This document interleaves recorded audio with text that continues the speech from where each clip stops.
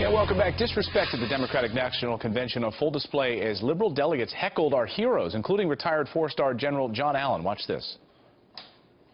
And the American military will continue to be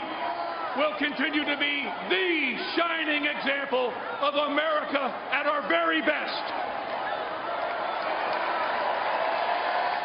Apparently they were pro-Bernie supporters, and not only that, but delegates also interrupted Marine Captain Florent Groberg, who was awarded the Medal of Honor by President Obama after rushing a suicide bomber in Afghanistan, saving an American patrol.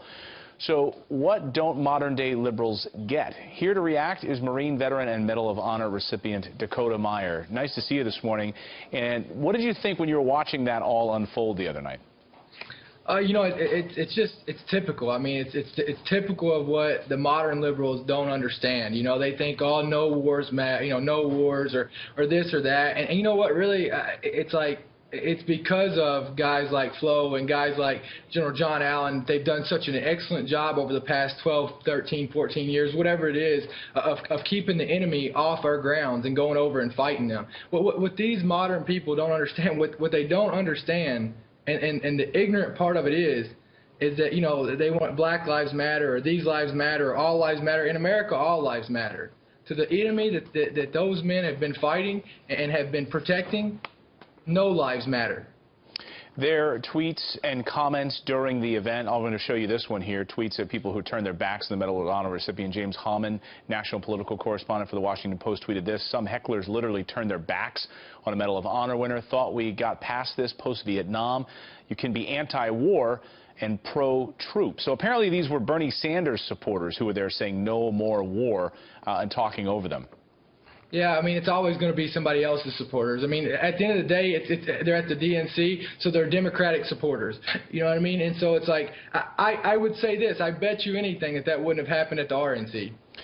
Although one of the biggest moments, and you know, there's some criticism this week that it looks like the Democrats managed to, I don't know, have more patriotism on display in general at the convention than did Republicans. What was your sense of that? We saw that amazing moment, of course, of the parents who stood up there and held out the Constitution and talked about their son's sacrifice.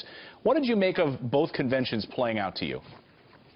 I mean, look, at the end of the day, look, that's, you know, both conventions are all a show, right? I mean, but let's look at the majority. Let's look at the majority of the party. I mean, you hear the crowd out there screaming. I mean, I don't think that's majority across America. I think that what we need is a leader that gets in there, that goes out and represents the beacon of hope that we are. I mean, for my piece of it, I think that the military needs to be, I mean, we need to be protected. I mean, look, our military is not weak. I keep hearing our military is weak. Our military is not weak, but how do we make it stronger? How do we go forward? I mean, we are the beacon of hope. America is the beacon of hope across the world.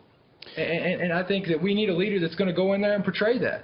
Donald Trump has been saying that our military has been you know, downgraded, it's been hurting. So you disagree with that? You think? I absolutely disagree with that. I think that, I mean, you know, I think that that's why, I don't know, but I'm saying I think that that's why you see some of these military supporters going over to that side. I mean, we're not weak. I mean, he's absolutely wrong. You know, and that's the thing is if Donald Trump loses, I mean, he's out focused on Ted Cruz. He's out focused on, you know, he's still being an entertainer. Like, at what point, I mean, is he going to turn around and start being a leader, start being a president, and showing us that potential that he has?